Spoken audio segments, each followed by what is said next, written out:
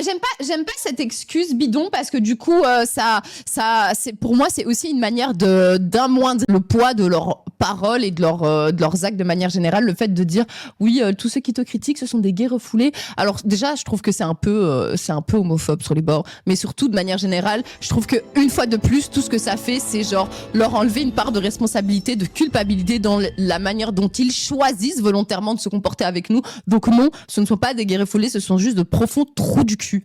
Voilà.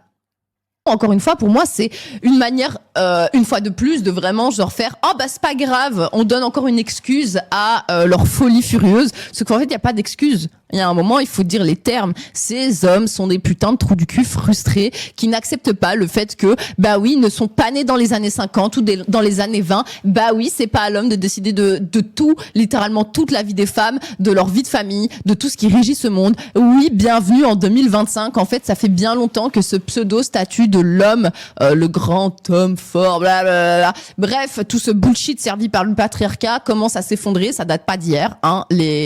On a commencé à gommer ces frontières il y a déjà bien longtemps. Il serait peut-être temps d'avaler parce que à vous entendre, la plupart d'entre vous, on dirait que vous avez connu une époque, même ton grand-père n'était pas né. Je capte pas de quoi vous êtes nostalgique en fait.